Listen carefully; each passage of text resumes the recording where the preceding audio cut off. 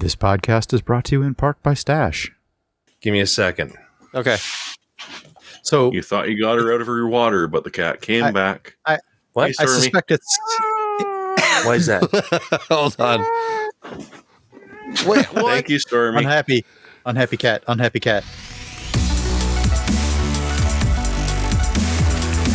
Welcome to the PC Perspective Podcast. Tonight is episode number 810. It is being recorded on February 12th, 2025. And for tonight, I am your host, Josh Walrath. The truth. And I'm Jeremy Hellstrom. I'm Brett Van Sternberg. I'm Kent Burgess. And I'm Sebastian Peak. All this and Andy Rooney coming up next. So, our good friend Sebastian's not feeling so good this evening, so I have taken over duties with my dulcet voice.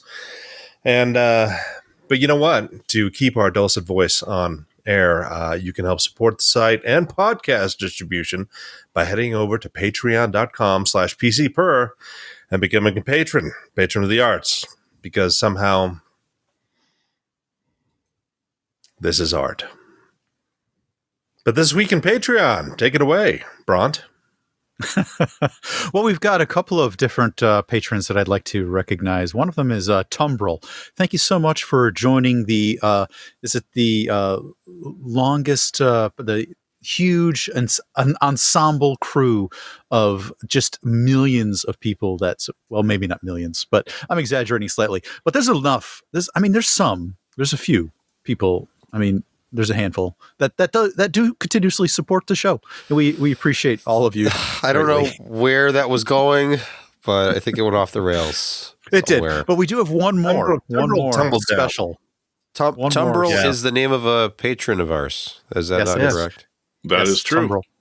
We've got, but the next one special. is special. It's Neil Rutledge. So I'm asking you, how does it feel, Neil, to cook a meal, Neil, with bloody lentils that cost £4.50, Neil? I get that reference. Okay. I really wasn't sure where that was going. I hope it ended up where Neil wanted it. It's only funny amongst the young ones around here. Yes. All right. It's been a while. I first experienced them in the mid-'80s, and Yes. wow, what a lasting impression for like one season and 8 episodes. So yeah, look them up. Neil dragged that out of you. He did. Yeah. Well, anyway, you know what? The most popular and requested thing on our entire podcast is food, and for some reason, I did not want a hamburger today. I just wasn't feeling it. It was not there. The hamburger-shaped void within me was absent. I just, maybe it's just I've had enough bad experiences lately. I need to take a small break. So instead, I went and got a Qdoba bowl and stuffed it with their brisket, and it was fine. So, yeah, there you go. No food today. No born in a barn. No burger. Seems wrong, but it's what it is. But having said all that, it is now time for our top stories and news. So, our first story is the Radeon RX 9070 XT launching at $700 US. Now, previously I had mentioned, and I think that I'd discussed this, that I thought that we would see around a $549 for the 9070 and $699 for the 70 XT. And you weren't that far off. Apparently. So take this away. Who wants to talk about it? Well, this is from Canada Computers, and they accidentally put all their listings live, even though they were not available for order. That you have the names of each model, and you have prices, which in Canadian dollars, of course, it's hard for us to translate mentally.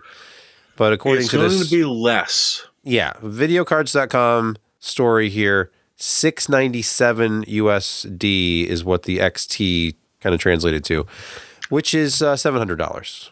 That's not what people are hoping for. No. I've heard. Well, how much aluminum and steel is in there? Because that might change things. It's going to be higher. We've already seen stuff launching. That liquid cooled 5090 review I did last week.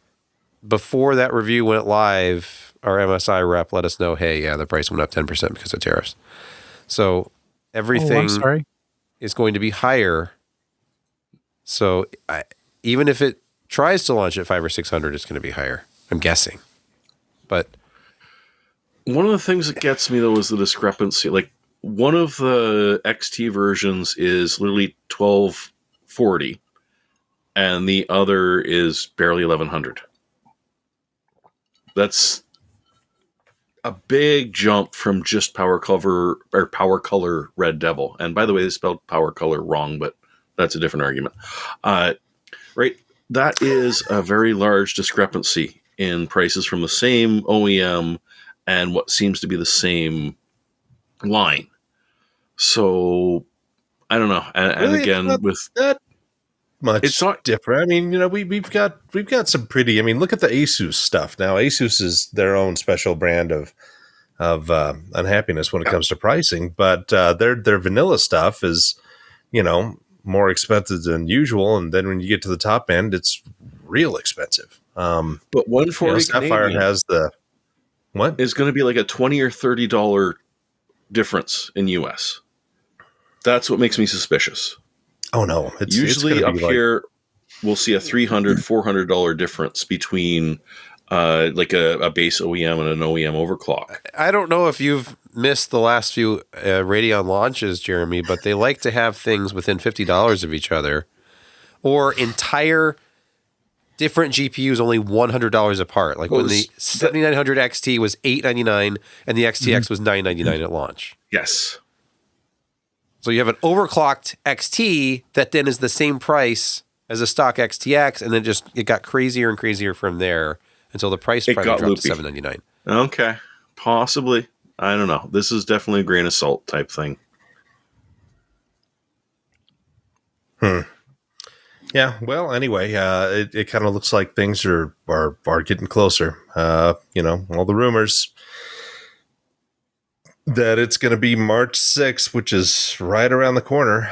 I don't have any, official.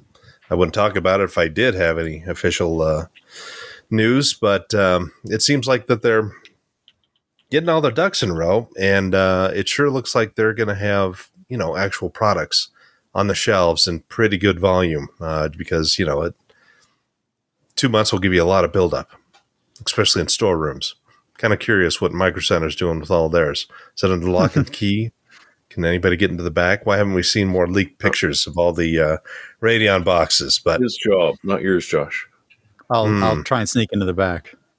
Yeah, good plan. Go and be all elbows and other bodily parts. Mm-hmm. If you didn't think that... I feel faint. Take me to the back room. You guys have a turlet I could use? I need a cooler on my forehead. Just ask to see the store manager and say, I am an important tech podcaster with dozens of viewers. I must see these. I have a podcast and a website. Yes. Ken, I'll have you know there are 135 people watching us record this right now. Wait, that is dozens. Dozens. Never mind. I'll take it back. 10 dozens. That's dozens. That's almost a gross. That's 11 dozens, actually. It is actually pretty gross sometimes. So, if the 4090 drama over the past few years in connectors was not enough, no, we needed the sequel. And apparently we've had many incidences of the 5090, which, supposedly with the, what is the new one? The new, the 12 volt, 2x6. Yes. Yeah, a lot of this has been with third-party cables. Der Bauer, though, that was the most disturbing one because he was testing the temperatures of each cable and testing the amps running through them. And I saw this because Falcon Northwest was posting that while they have huge respect for Der Bauer's testing, they weren't seeing anything like his results. And they're showing they have like a sniffer and it's going per cable, and they're showing their thermal imaging for the card. Thermal imaging is really, really keen, though. Yeah. Yeah. Sorry, but go ahead. Wish we could afford it. It seems to be related to the cable not being seated properly for the people who've had issues with it. Because if one of the pins isn't fully seated, then I think too much power goes through the other pins, and then you have problems. It's just such a problematic cable connector to begin with. It needs to have a metal clip. Why do we have, like, if it's a high-end network cable, it often will have some sort of more robust retention clip mechanism. I have Ethernet cables that are metal. The one that's connected to the streaming PC has a metal clip, so it snaps in really well. I don't have to worry about it. But my 600-watt power cable has a tiny plastic tab. Yes. 10 gig networking often has a clip retainer on it, especially for like fiber optics and stuff like that. I don't understand why this isn't like a latch system. Like you put it in, you latch it like an LGA socket. Why isn't it that secure? That would kind of rock. Sebastian, this is what you're talking about. This is a third-party cable melt. Yeah. This is from the 9th. So a couple days ago, we were seeing these reports, and it sounded like it was just third-party cables that were not necessarily. That looks like a cable I would trust. I mean, just look at it sitting on top of there. Yeah. Doesn't that just scream quality? Hey, when Reddit user Ivan6953 says that his third-party cable burned, then no one's more trustworthy than Ivan6953. People listen. But if you scroll down, translated from the original Spanish, there is a picture here of it melting on the other end. There you go, right there. I think there was a crossed wire there. So I took some Molex cable and I stripped the end off it. Right. I'm not, I don't know about that. Excuse me. That looked like the same brand of aftermarket cable that the other one, the one that Der Bauer got from the user in Berlin, the Mod DIY cable. And his that one melted about the same way, connected to an Asus Loki power supply. And it was one cable that burned. It burned at the PSU and the GPU ends. And then in the middle, you could actually see the sleeving around that particular cable had just melted away. So that cable was definitely carrying the load, which a lot of people were saying that makes me think it's the Mod DIY cable. There's something up with it. But then Der Bauer was seeing on his system, and he was using the Corsair cable from his power supply, and he was seeing that one cable carrying 23 amps. And the others were, anywhere from 8 to 12, I think. So I don't know. It's very. So you're saying don't buy your cable from Temu or from random dude that's going to give you a cable mod. Yeah. Perhaps not. By the way, if you look at, there's another story at videocards.com, a prototype test board for the 4090 and 5090. Apparently, they were using 4 of the 16-pin connectors. They weren't messing around. No, look at all those chokes and. Mm-hmm. That's insanity. But they clearly were interested in spreading the power distribution around to more copper, more connectors, and lowering the overall amperage per connector. Is that a DVI output that we see at the other side? It looks pretty chunky. It looks suspicious. Yeah. Is this real? I can't. That does not look real. That's a Photoshop. Not only that, but like the one on the far right has the pins all bent to hell. But it's kind of understandable. It kind of looks like AI. It's like they pulled it out of the garbage. Yeah, I don't know. This is all bent up here, unless it's just AI generated. They look bent. The contact is not good. So weird. Take that with a grain of salt. Yeah. Perhaps a shaker of salt. Yeah, maybe a salt lick. It's bizarre that we had, pretty robust PCIe power, and they were large things. Why couldn't they have just changed the shape of those, kept the same gauge of cables, and have multiple of them?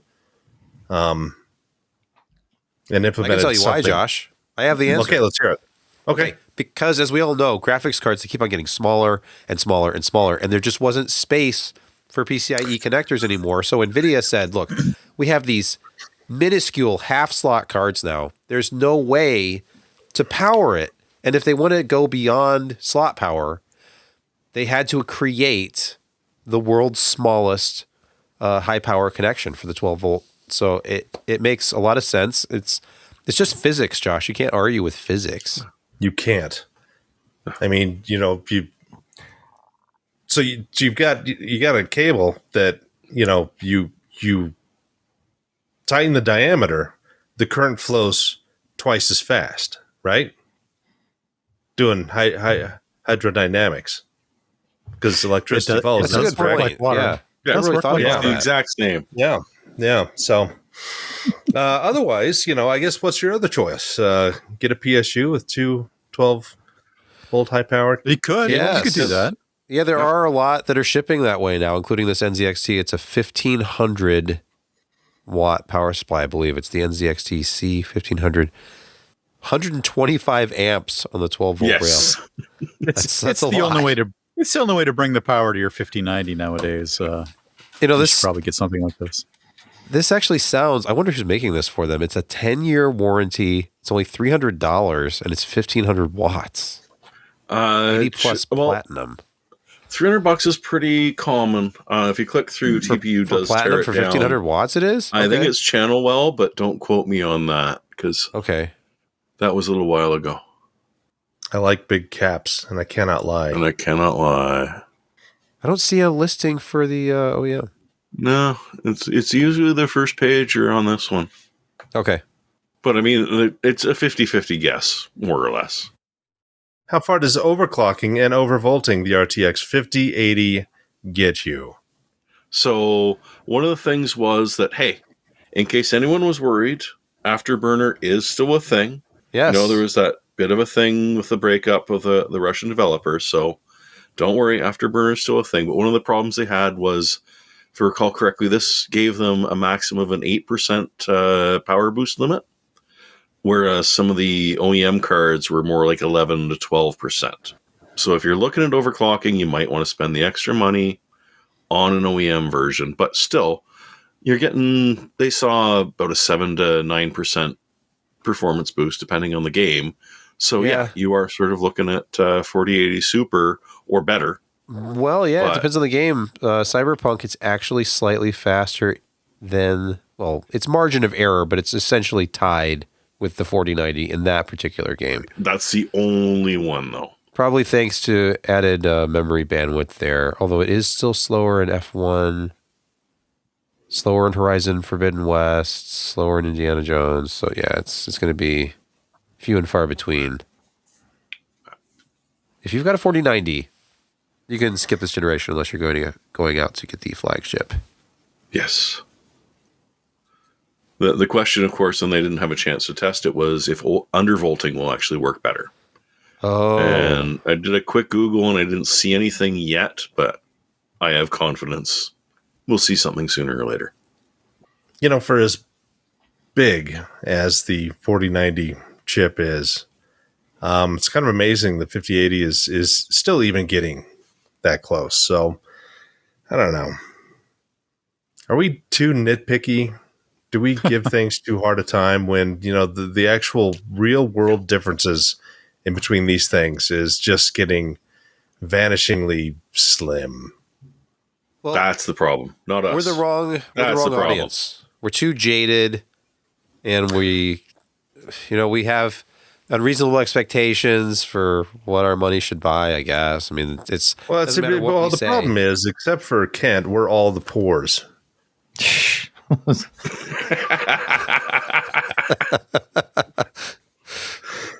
I hate when Kent blasts off in his Mercedes and just get that face full of exhaust as he leaves. I know, and he throws 4090s out the window like they're candy. Sometimes And they're he has sharp, to- Hey, sometimes the Benz is in the shop and he's got to drive the range. It's just it depends on the day. I think they're both AMG tuned, but anyway, whatever. Oh, okay. Anyhow, so PassMark records the first ever year-on-year drop in CPU performance. That's sad. What the heck does this even mean? So, like you were saying, Josh, maybe we're a little bit too nitpicky, but this kind of explains to, like, it's evidence, one single data point of the fact that releases are getting a little more boring than they used to be back in the good old days. You think? They're just, to steal a phrase. Come on, Jeremy. Let's go back to 2008, 2009. Do you remember the incremental jumps on like the Phenom 2?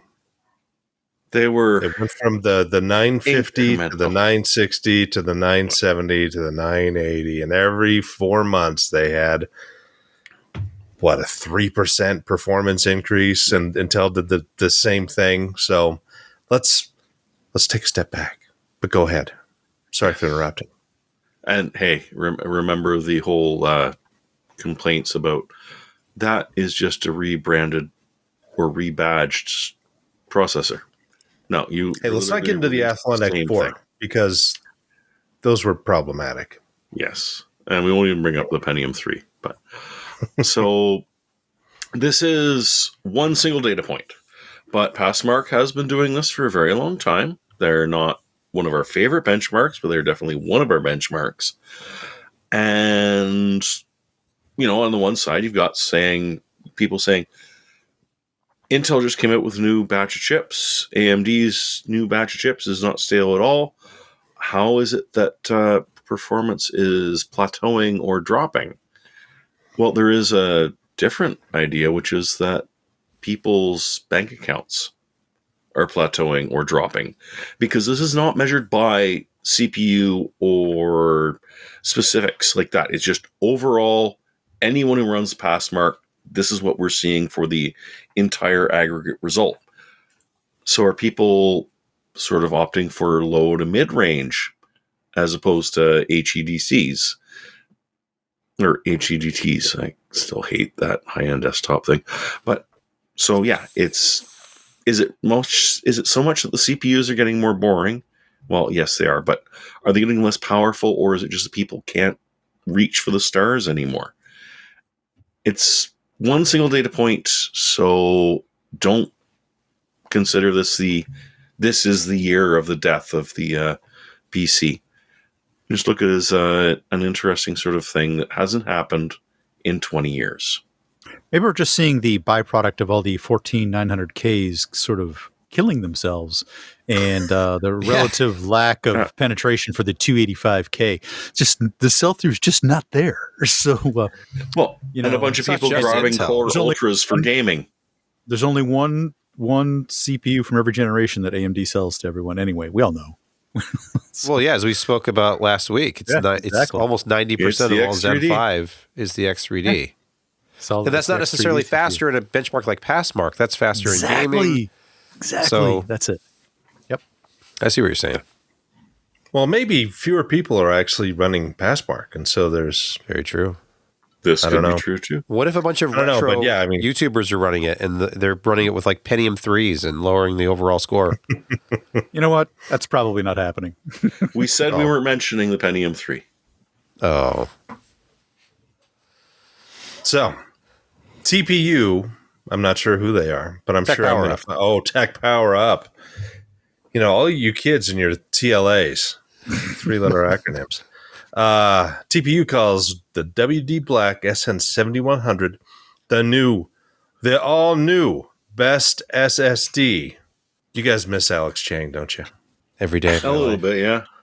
Yeah, I miss him too. He was a good guy to work with. He sent me all the fun MSI boards. But regardless, it's got an in-house controller, Josh. It's the Polaris 3 A101-000172-A1. But it's DRAMless. DRAMless. And it's not Phison. But it's not Phison. It's a competitor. Is AMD suing them for name copyright? They should, but they're only going to get $20. Yeah. Actually, Polaris, the ATV company, is suing them for a copyright. Could be. So, how exactly is this the new best if it's DRAMless? Well, of course, I would argue. Well, it's Interesting. barely under the MP700 Pro. Scroll faster. Their charts go on for Yes, they do. ever. This Yeah, must but it's just be- 3% faster than the Solidigm P44, which is the tuned, and that's DRAM. Yeah, what driver Yes, it are they is. using with that Solidigm, which is actually important it to know. stands up against DRAM, or it stands up against DRAM drives. Those DRAM drives. decent performance per dollar too. Like there's only 4 above it on the list in performance per dollar. That is impressive. $140. It's 2 terabytes. Is that correct? And it's the all new. But there is no 4 terabyte model, sadly. Because at this price, who cares? Get 2. Yep. Yeah, energy efficient. That's a really solid controller from WD. Usually, Yep. Their stuff has been okay over the past couple of years with NVMe. They were kind of late to the party. They originally used third-party guys. Then, we had the green drives out and the blue drives, and they were nothing to write home about. And then the SN 800 series kind of got them onto the list, and now they have done a really tightly integrated DRAMless controller that just smokes. That's kind of impressive. What's the power draw on that versus? I don't know. I already clicked away. I can tell you that at 85%, It's tiny. At 85% filled up, it's still faster than like a 990 Samsung 990 Pro. Yeah. That's nuts because they do have a large SLC cache. That what it said that on the 3 level stuff. Yep. It takes a PCIe 5 drive to actually be faster than this one. That's that Corsair MP700. It's at 1 watt at idle. 1 watt. Okay. And probably what, 3? Okay, Oh no, under load. not even 3. Wow. That's random. Sequential Okay, there you goes go, up to about 3.5. 3.6 or something. But that's the thing, because it's DRAMless, so you don't have the little bit hotter controller to deal with that, nor the DRAM to cool it. So it doesn't even ship with a heat sink and doesn't need one. Would you say that a tightly coupled in-house design beats a parts bin design? Often. Not always. I think we're seeing that. Yeah. That's I hope often. WD gets out and actually tells us a little bit more about because this bodes well for what they may do with PCI 5 coming in the next 6 months. If they're hitting it out of the park with a DRAM one on the faster connection, wow, it could be kind of a go-to. And the price is not horrific for a brand new product. And that price will erode as they start selling. 5 cents a gig. Let's see it. Gonna get there. Well, we're already there, but you don't want any of that.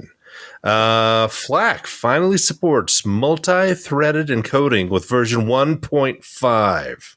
I feel like this is a Sebastian story for some reason. I'm not sure. I put it in here, yes. Phoronix had the story today or yesterday. And it's just one of those things. If you've ever done encoding to FLAC, which I do, I also, of course, encode the podcast into MP3 every week.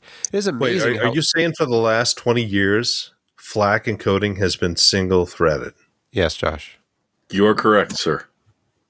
A lot of audio Shows how stuff much- is not optimized for modern multi-threaded CPUs. No. So finally you can, I can't wait till the next time I rip a CD and then have Exact Audio Copy create the FLAC. Although I don't know, they'll have to update to support FLAC 1.5. I don't know. It'll be integrated into things soon. You have to have one of those Kenwood drives to be able to rip it effectively Yes. when you're Absolutely. multi-threaded. The one the multi-beam that reads multiple parts of the disk at the same time. Yeah, I have one of those drives. Yep. And it'll totally Of course fit you in do. your FLP01 at some point. You can apply one CPU thread for each laser on the Kenwood. Yes. Unfortunately, it only runs in single core CPU systems that I have here. Oh, you're doomed. We just can't get enough video card talk. And Just so can't get it. apparently the latest is that the RTX 5070 will be delayed until early March to counter the RX 9070 launch and may actually be slightly delayed after it. So are we seeing the two companies debating each other, or I hope so. Oh, I think so. because if they This are, then maybe the consumers may get a small break. Maybe. But I'm not holding my breath. No, you shouldn't. Supposedly the 5070 Ti is around what, the 20th, maybe? I don't know. Yeah. And then they were going to do that all at once, and now it seems like the 5070 is being pushed back, and it's like the Cold War, except it's a hot war of video cards, and with that high power connection, it could get burning hot. So it's going to be interesting to see what the prices actually come out with, what the performance is, but. Being the eternal optimist, I feel that looking at AMD's design, they may actually have a really good product. And NVIDIA may be worried because, again, there are no bad products. There are only bad prices, quoting a non-tech from years and years ago. So it's going to be fun to see. And at least maybe NVIDIA will have some product available. That's the other variable, Josh. You can push pricing a little bit if you've got availability. So, and AMD's had, as you said earlier, a couple of months to bake their production, get them out there. They're sitting at micro centers near you in a back room right now, underneath a tarp. That's where they're sitting, waiting for the right price to come along. Yeah. And people get desperate. And I'll tell you, Sebastian, we can chat about this quickly because we're, going through this stuff at a rather rapid rate. NVIDIA used to have the gold standard of drivers. And other than Monster Hunter Wilds, have you had any issues with the AMD side for anything major? No, but I mean it's they're less frequent with their driver updates. Up until just a week or so ago, we had a driver from like December 5. That was it. So we don't get them a lot, but when we do, they seem to be pretty robust. I don't have black screen, blinking screen issues. I never run the test platform with multi-monitor, so I can't comment on that, but for the most part, I don't see high idle power draw anymore. I don't see... They seem finished, but these are very mature cards. I've been testing the 7900 series cards over again. 2.5 years. Yeah. They are fully baked. Yes. And talking about fully baked, EVGA, one of our previous favorite cards to have. The company is essentially baked, and they popular forums are now closed. Yeah. Not only could you no longer register for it, now you can't post anything. It's gone to read-only mode, and the staff, whatever staff there was, has moved over to Reddit for their communication. So it's another sad commentary on the state of we find that EVGA is in. We still miss them. Yep. But they found the and situation working too. with NVIDIA untenable from their business perspective. So they shut it all down. It's all gone. It's just like 2002 when 3DFX closed shop. Oh.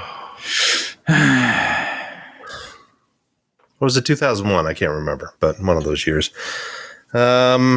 It was a very bad It looks year. like they're out of motherboards too. They had no late like AM5, no late Intel boards. Nope. Looks like they're out of that business as well. So honestly. they're never actually going to put out that new dual socket board, are they? Seems not. Was it rumored? No, but remember, I think they were one of the last ones that did that. Was it a Blackbird? The enthusiast dual socket?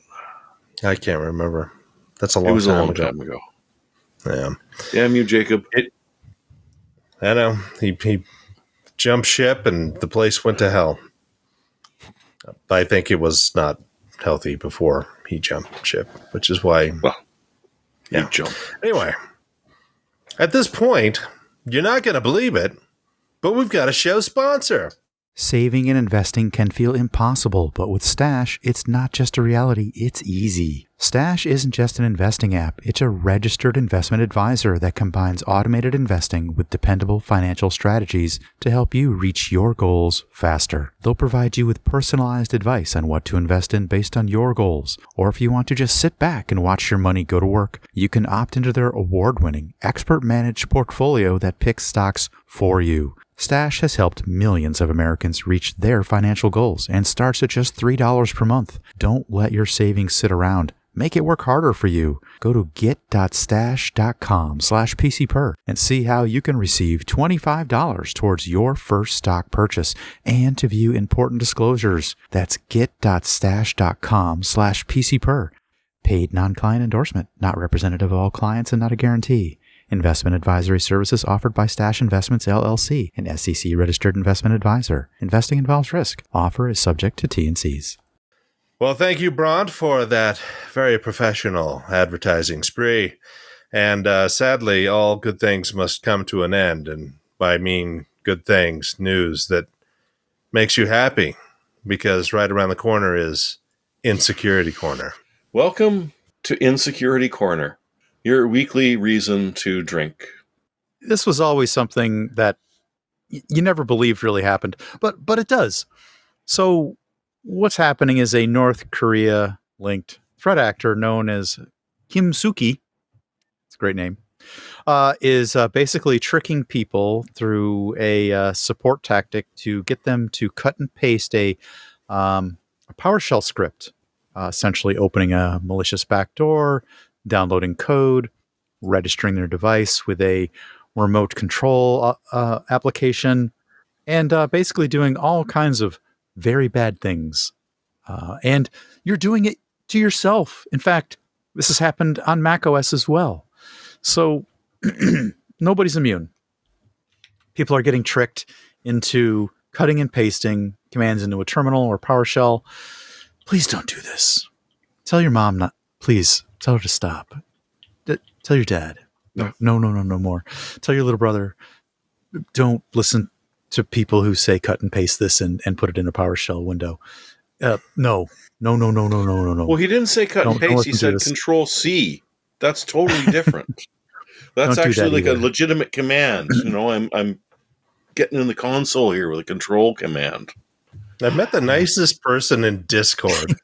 I know. To be honest with you, Josh, they're actually grooming people, you know, getting them to a point where they'll actually accept, oh, try this thing, you know, cut and paste this script. So they're meeting people online, they're befriending them, and eventually getting them to infect themselves.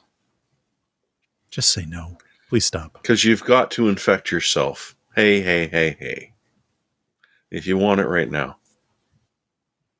I thought it was more like infect yourself before you wreck yourself. No? Yep. Fair. Don't do it. It's the North Koreans. Don't. Literally, it is the North Koreans. It's the North Koreans. You know, as something that's going to make us all happy, because we've never been trained by any of the U.S. film industry, and then this being siphoned off into the international film community, that AI is somehow going to make our life better. Wow, Google Chrome is they're gonna really stick it to us. Yep. They may soon use AI to replace compromised passwords. Is that such a bad thing, though? Is it? Well, no, it's perfect because then I can ask OpenAI to remember my password. What is my password? Or what is this automated password change that I don't even know the password, but I totally trust this AI and wherever it's storing this password without question. It's all fine. It's perfect. The AI opened up a text file on its server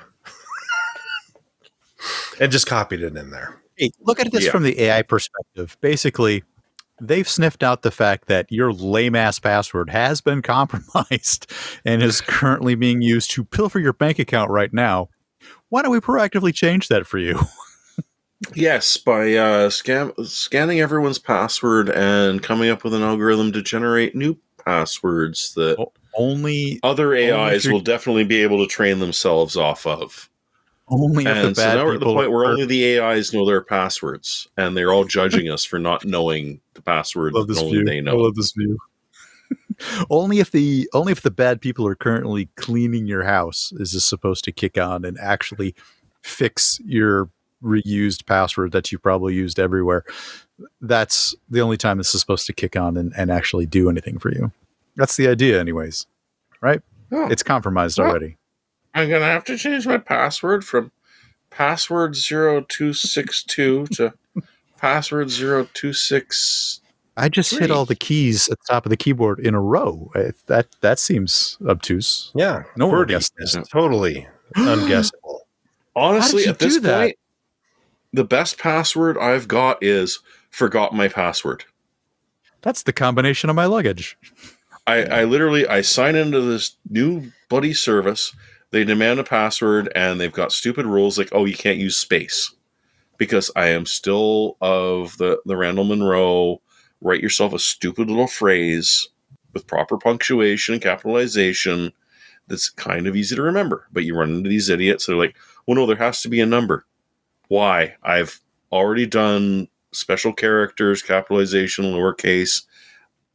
I'm fine. It works. I can remember it. No, we can't do that. Or the ones that are like, oh, I'm sorry, we don't accept profanity in passwords.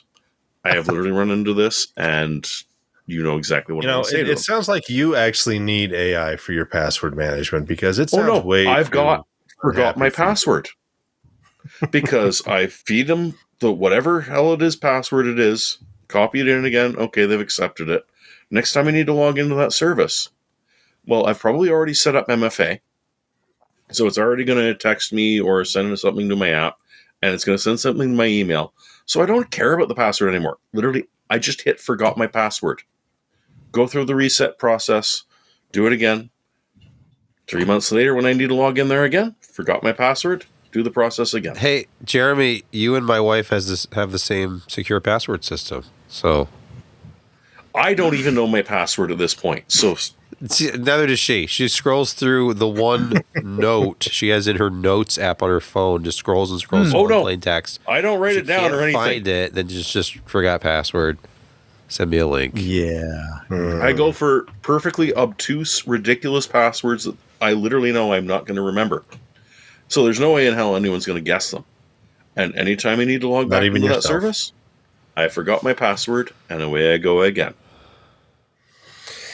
Better living through chemistry, the chemistry of password frustration. We only had 2 insecurity corners, so that makes for happy days for people like Kelt and others who usually just log off. And that means right next is gaming quick hits. Apparently, Where there's we no. start off with Insecurity Corner. Well, In a way, it was a crossover piece. I had to cue it up first. There is some waste of oxygen out there on Steam offering a free invite to playtesting for Subnautica 2. And so Unknown Worlds Entertainment literally had to put out a statement saying there is no current playtest. We are going into early access sometime this year, and it will go on for quite a while because they're going to try and do 4-player multiplayer, which is probably both interesting and terrifying for Subnautica.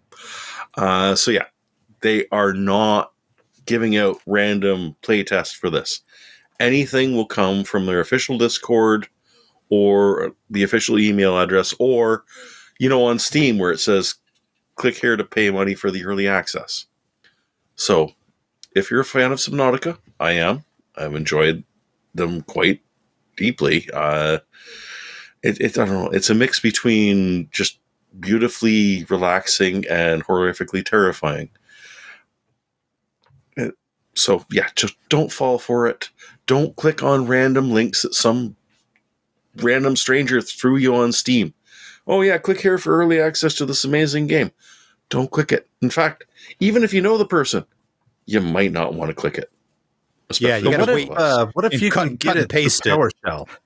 You gotta cut. That was what I was doing. That was my bit. Yes. I beat you to it. Oh, you did. Subnautica you know, playtest.ps1. Yes. Oh, I can play it on my PS1. Yes, that's exactly what it is. Oh, you have the PS1 internet connection. That's Yes. good job on that. So you were the one who bought that in Canada. There's a lot of talk about my Ripper XL boxes, and I've moved them. But I don't know if they're actually intact in there. They've been here for so long, they could just be dust. Maybe I should It belongs in a museum. have an unboxing. It belongs in a museum. They're Schrodinger's mouse pads. Yes. May or may not exist inside. So, all right. Moving along with gaming quick hits. I saw some news today that Crytek is announcing 15% layoffs, and it kind of places the next crisis in limbo. It won't have I've Crisis heard 4 limbo to kick and around. canceled. Yeah, I've heard canceled. I mean, they still are licensing out their Crytek engine. I mean, CryEngine. Kingdom Come Deliverance 2 or Yep. that is based off of it, and the performance on that apparently is really quite good, and it looks really good. And why are people doing this instead of Unreal Engine, which has a problem with stuttering? UE4, UE5. If you don't tune it well, it just doesn't play all that well, even though it's got all kind of the bells and whistles. I mean, you've got to really work to get it good, but the Crytek engine seems to be really solid. So it's kind of amazing with how poorly, who's the other engine maker that XEA guy went and took it over and has driven it into the ground. Quick, which one is it? Unity. What can't Unity? Unity. Yeah, I was going to say Unity. Yeah. So of all the options out there, why aren't people investing in Crytek? It's a robust, well-known system, and it seems to do well with the products that are using it. So I don't know. What do you guys Punch think? Showdown is also quite popular based on the Crytek engine. So it's got traction. I see what you're saying. Well, they're trying to roll everything into what they think is a good game. So what, the Hunt Showdown 18 something? 1896. Okay. Is that kind of like Yellowstone 1923? I mean, We're going there. that way you got Frostbite. Oh, the Frostbite engine. Yeah, but that was what, Battlefield? Yeah, it was the Battlefield one. Was awful. That was, I mean, I don't, from everything that I understand, that is a really hard engine to work with. And only because the Battlefield series, were as popular that they could afford to, get as many developers on there as they could. They're kind of hitting some issues with how that sold. And they came out recently with their whole, Battlefield test and then what they're trying to redo and make things more streamlined. And yeah, it's everybody's just kind of up and crazy. I mean, Unreal. Even Arma is moving from their RV4 to Infusion. So we'll see what that looks like. But that is also a very impressive engine that no one else except them uses. I suspect because it's also a pain in the ass to work with.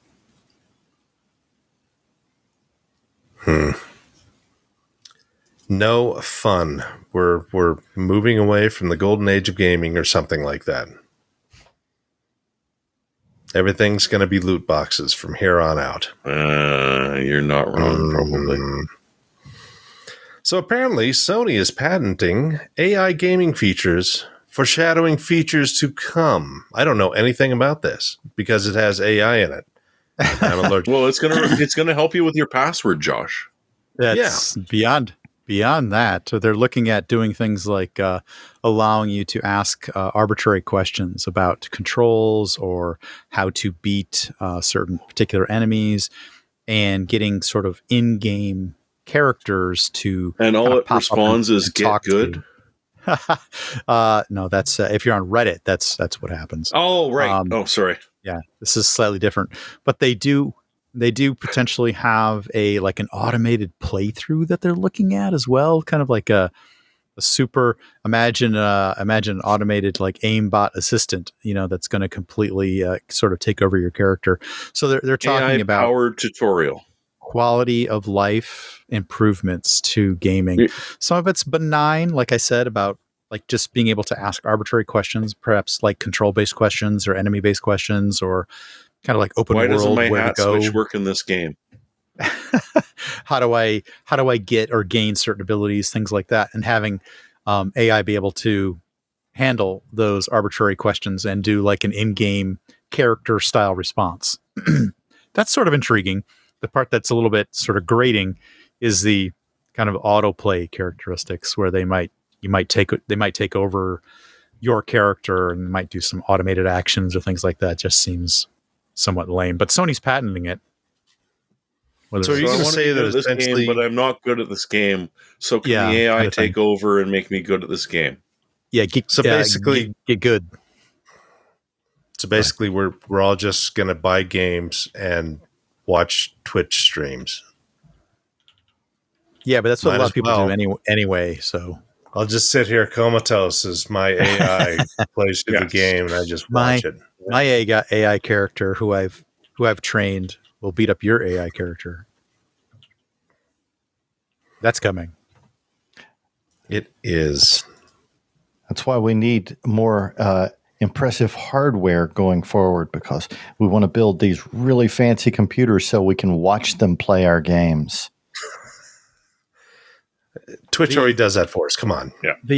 I think there's a backhanded insult hidden in this Sony using the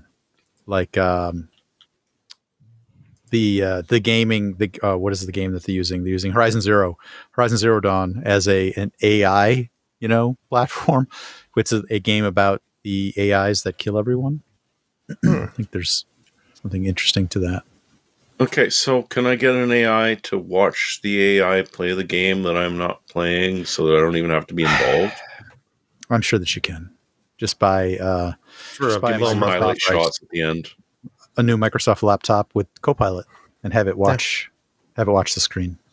I mean, I don't want to, but if I could, I wouldn't be able to because they keep not having any supply. I was going to say selling out, but that's not actually technically accurate. It's just that there's no supply of them. You're just not going to believe this. But we have a review. Sebastian, it's okay that we have this 59 review on here? Yeah, that's fine. I will plow through this really quick.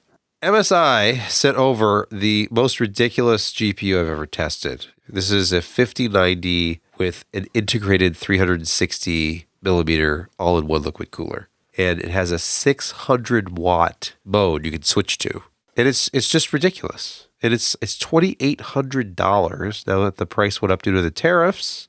So go to PCPer.com to read the review and not listen to my nasally stuffed up voice narrating this. But it's staggering to think, not just 575. But the full 600. That's a robust. That's a very robust looking power connector right there. Quite a bit more than 600, as it turns out. And if you just look at the comparison between this and the Founders Edition card, well, it's a little bit faster. I have the breakdown here. It is 3.91% faster in Time Spy Extreme, 5.54% faster in Speedway, 4.01% faster in Steel Nomad. That's across 3 benchmarks that are averaged. That's an average improvement of 4.49%.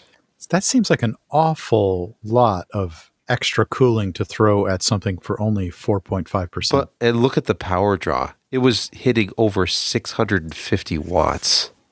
Great Scott. But would you believe it is significantly cooler than the reference design? No. If you look at this chart here, it starts off passive. So once it reaches 60, the fans kick on. Once the fans are on, it just normalizes itself at 50 that is degrees. Kind of amazing, actually. And this was during a 20-minute long Speedway stress test. I mean, the radiator is bigger than the card.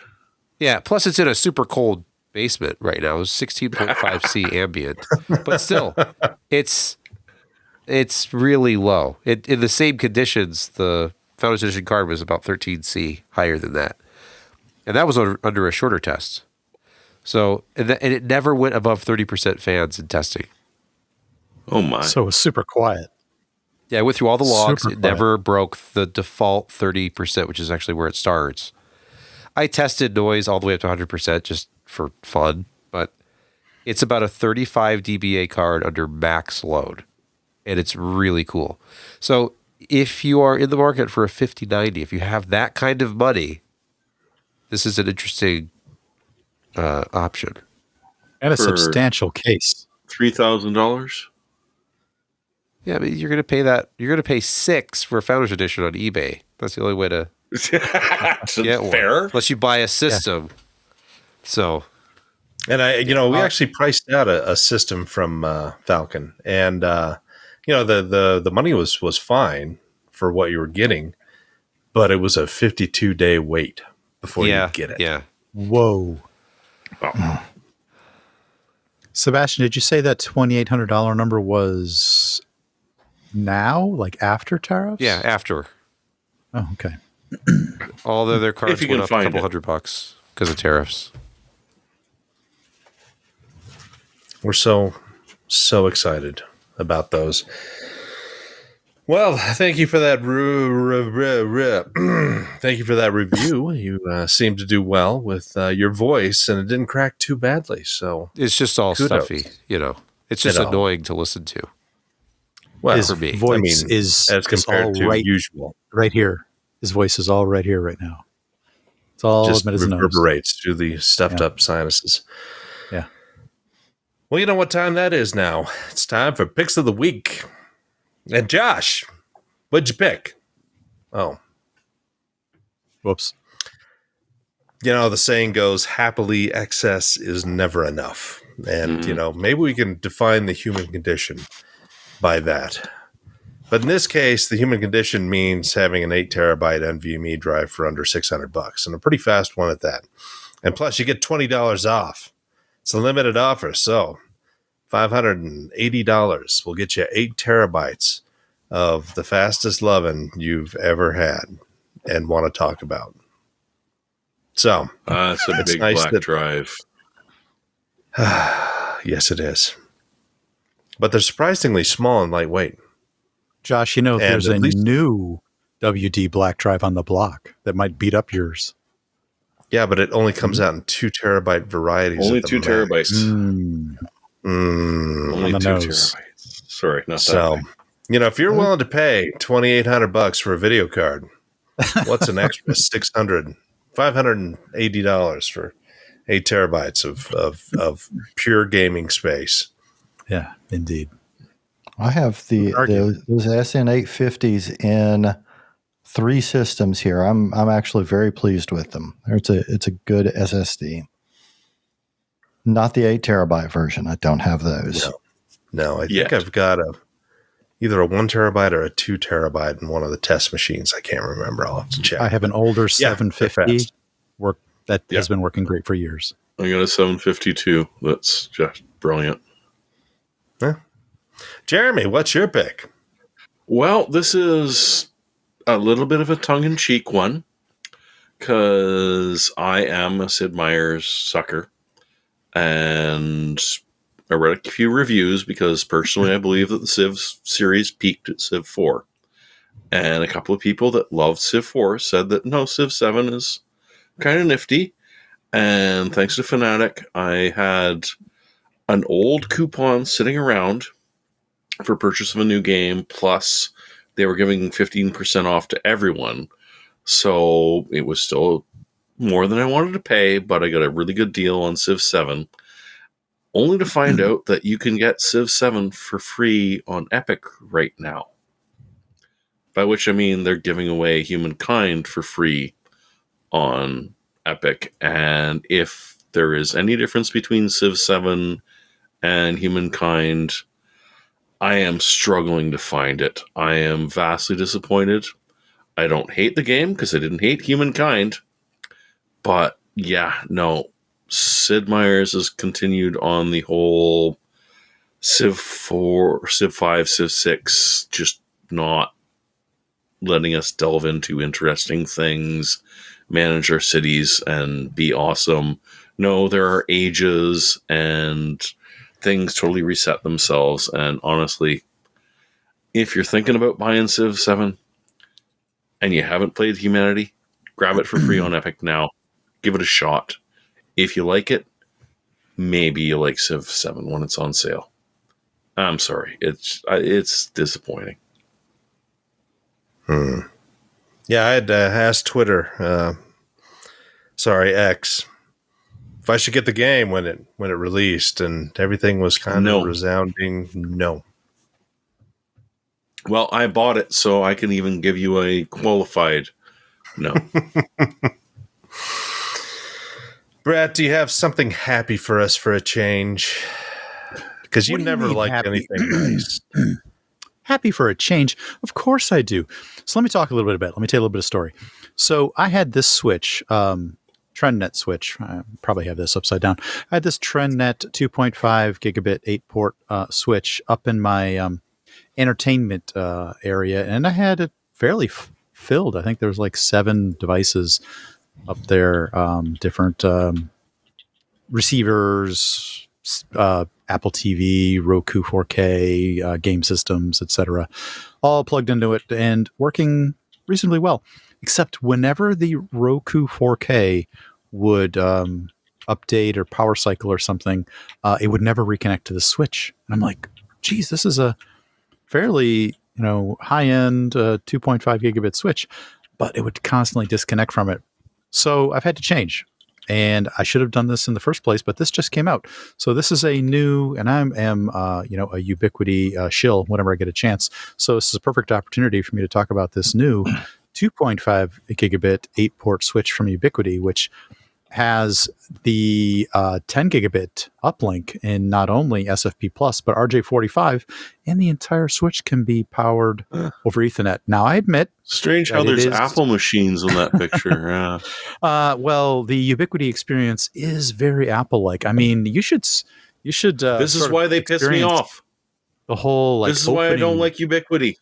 Opening stuff. I love Ubiquity stuff. I mean, that's probably why I like it a lot. It's very it's an Apple-like experience when you let me tell you a little thing about Ubiquity, and you're probably going to like it because we started using some of their stuff like 7 years ago, and it wasn't that great.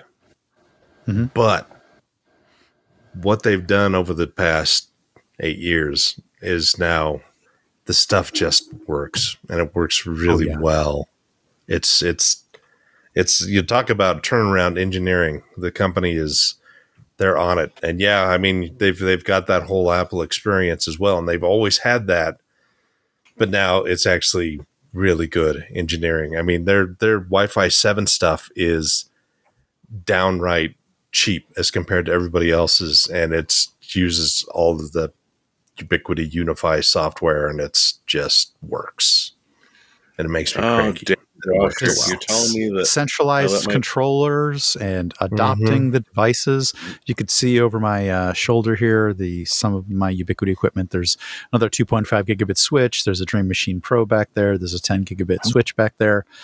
That all works very, very, very well, and it is generally hands off and works. What are the name of the pucks that control everything? I can't remember. What they're like puck? This big. Yeah, and all they do is they plug in the network, and all your wireless stuff, gets. Oh, I know.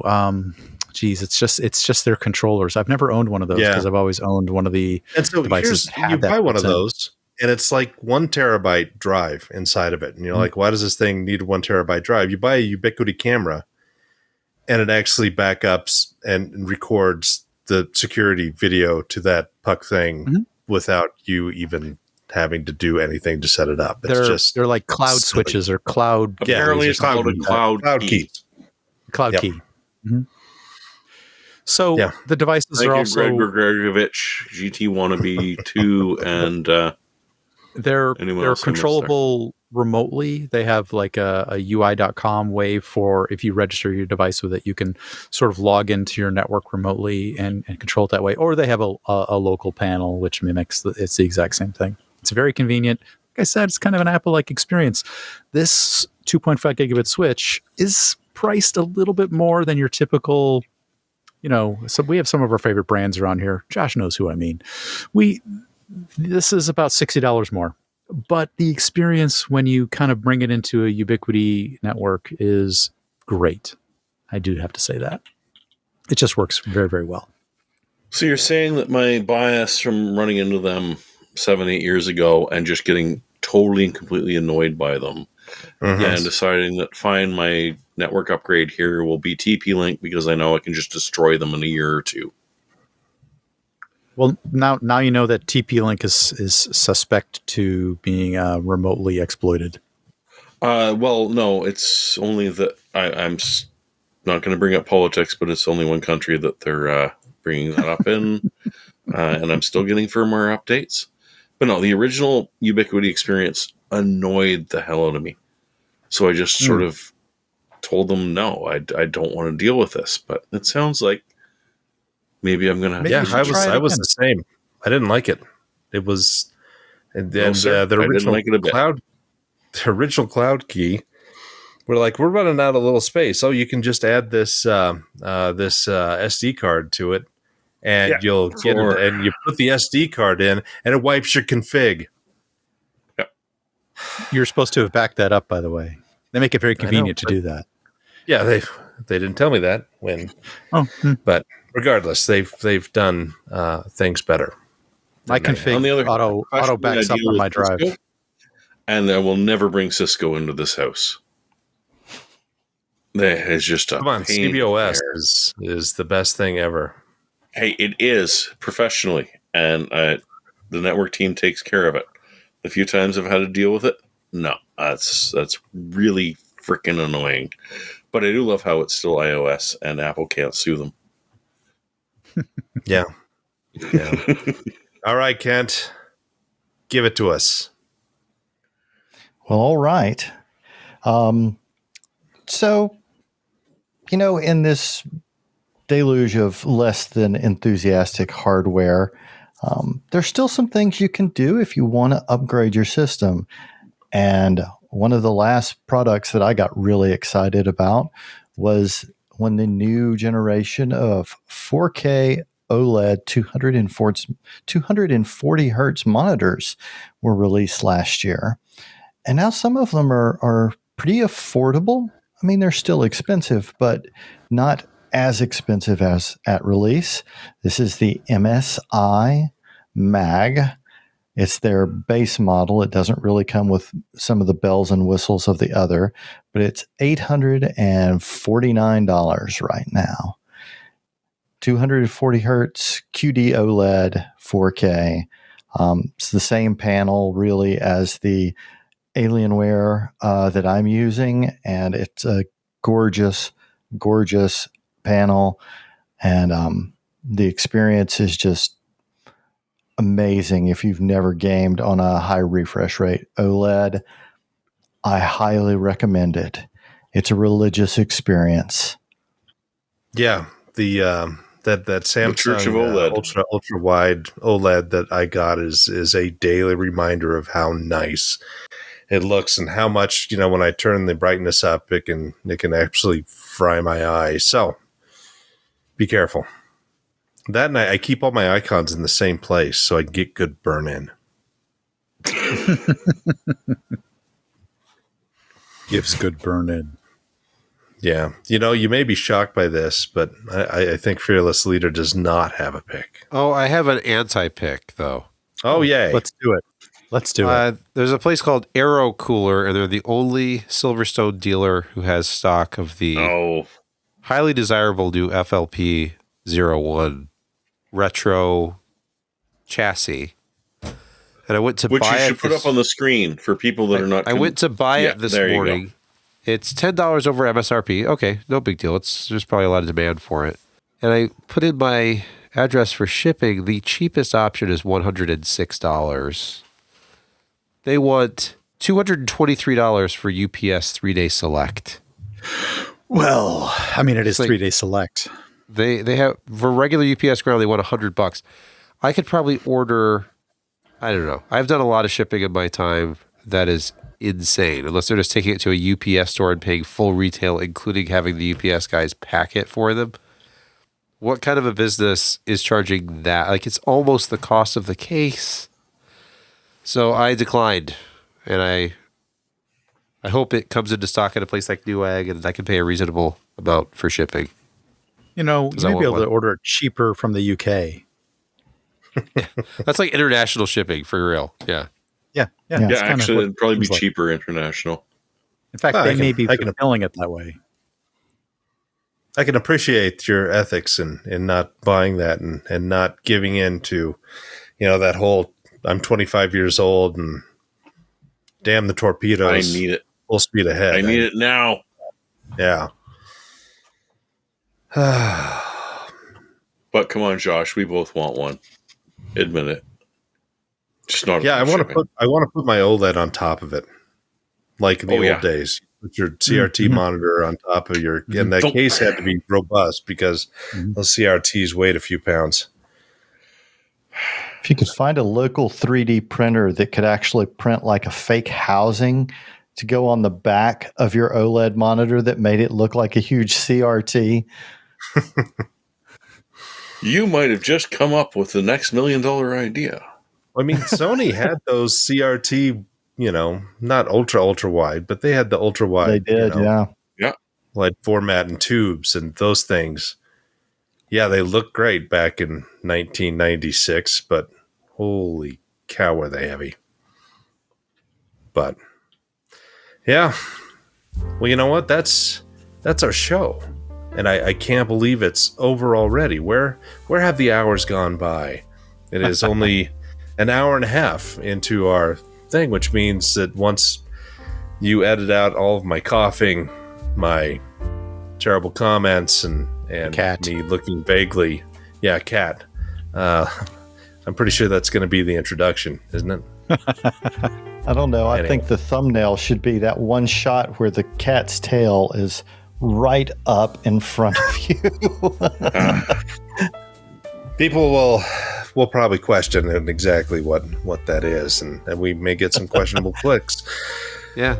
But with that, it's a sponsored show tonight, by the way. Just saying. We've got to clean it up. As a certain author said, it's an apostrophe. Yes, Mr. Vonnegut. Yes. But with that, there you go. We'd like to say thank you for joining us for this singular experience. I'm not saying it's singularly good or singularly bad, but it certainly is singular. Good night. One We're only singular gonna do it sensation. once. This will only happen once. Ooh.